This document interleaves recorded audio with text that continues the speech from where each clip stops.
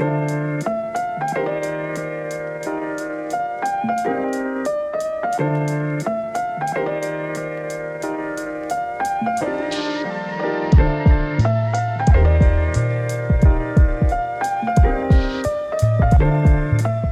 evening. A little over 20 years ago, when President Clinton left office, our country was riding high. The world was at peace. People seemed to get along, and our country was having its fourth consecutive year of budget surpluses. In fact, our head of the Federal Reserve said we'd be able to pay off all of our national debt by 2006. It sounds like a fairy tale today, doesn't it? In the last couple of decades, we've lost our way as a country fiscally. First, Congress kneecapped our revenue with 3 massive tax cuts that largely benefited our highest income citizens, including me. Then our wars in Afghanistan and Iraq added trillions more in debt. Finally, blowout COVID spending was the icing on the cake, putting us $34 trillion in hock. And that is why inflation is hurting all of us. We've destroyed the value of our dollar. Now, certainly, the presidents have all had a role in this mess, but the real culprit is our Congress, because they determine how it is that we spend our money. We must send them packing. We must term limit the Congress. Now, it's been said that without a vision, the people perish. In my campaign, I have a specific means of dealing with issues such as the border, public safety, inflation, and the budget.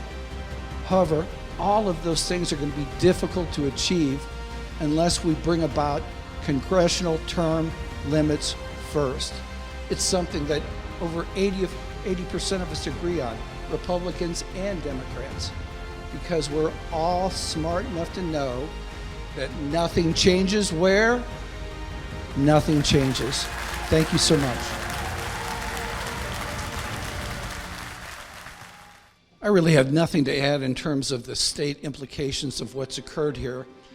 My main addition to this conversation deals with illegal immigrants and the effect it will have on the potential number of representatives in each state as a result of the explosion of people across the border. It will also potentially have an effect on the Electoral College. Those are some of the main negative issues that I see from an election perspective with this border situation. Do you support aid to Ukraine? No, and I'm half Ukrainian. Thank you. The next question is to Mr. Malayter. And I would please ask the audience, we appreciate your excitement for being here tonight to be part of the process. Again, I think we have tribes here in Washington, D.C. right now where the main focus is winning on an issue. And the way I have structured my campaign is to focus on the 80% of people that want to get issues done, be it in terms of term limits or reproductive rights, or a whole variety of other issues. So right now in Congress, we have the 20% of people, the 10% on each side of the political spectrum that are gaining 80% of the control, either be it on MSNBC or Fox and so forth. Again, a lot of arguing, a lot of complaining, but very little results. And again, that's why I go back to term limits as being such a critical issue, to get newer minds, younger minds, to essentially get us on the right track. Thank you so much. You know, I have a grassroots campaign, meaning that I actually walk into businesses, talk to them and so forth. And I've been into a number of smoke shops and vape shops where I've been asked this exact question. And my response to them is, for all intents and purposes, marijuana is legal in Indiana right now through the 2017 Farm Bill, where you can buy legally Delta 8 and Delta 9. I've actually tried it once, and it's a lot more powerful than the stuff they had back in the 70s. So for all intents and purposes, you know, whoever asked that question, you know that it's basically legal right now. I think the main issue couple things. One, you have a law enforcement matter because those types of substances stay in your body for a long period of time. You could have taken it, and a day or two later you can be charged with essentially being impaired even though you're not under the influence. Thank you. I think step number one is congressional term limits. You talked a little bit about the term limits pledge earlier. It's like making the Boy Scout pledge. It's really nothing. It has no effect from U.S. term limits. The reason being is that 80% of Americans want to have legal immigration, but 80% of Americans don't want to have illegal immigration.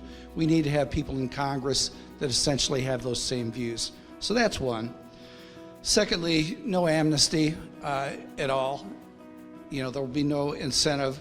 I think we need to build a hard-to-penetrate wall similar to what Egypt just did on the border with Gaza. And then to levy massive tariffs against Mexico for enabling the crossage of all these illegal immigrants through and into the United States, similar for China, that are allowing the exportation of the basic chemicals for fentanyl coming into the U.S. So those are 4 basic items we can deal with this issue. My basic premise is that we need to enforce our existing laws. I do have a legal issue, though, that I'm proposing that would help in this way. On my website, patrickinforcongress.com, I have a legal reform that would allow citizens to sue district attorneys and prosecutors for negligence that allow revolving door criminals to continue through the system and harm innocent people. So in one situation, let's say you just get beat up, an ordinary citizen would be able to get their actual damages plus a $250,000 civil penalty. If you're a police officer or emergency responder, same thing, $500,000 penalty.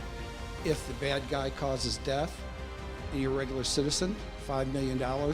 If you're a police officer or emergency responder, as it was in Elwood here a couple years ago, a $10 million civil penalty against the prosecutor and their governmental authority. That will change behavior in terms of prosecution of gun crimes. Thank you. I've got several different ideas in this particular area. Surprisingly, the United States is one of 2 countries in the world that permit pharmaceutical advertising on TV. The other is New Zealand. What that is leading to oftentimes is increased prescription drug prices because of all these advertising costs being passed on. The other thing that ends up happening is that we have all these people that are watching these ads and say, oh, I think I have that ailment too.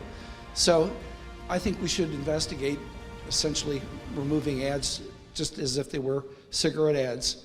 I think another thing we need to look at is removing the tax-exempt status for a number of hospitals because they are anything other than tax-exempt in many cases. They don't satisfy their charity care standards. I think we also need to enforce some of the non-competition provisions. We have a number of doctor practices that are being forced to be sold to hospitals, and consequently what happens is the hospital then raises the prices afterwards. And then finally, I have to stop. I was just getting on a roll.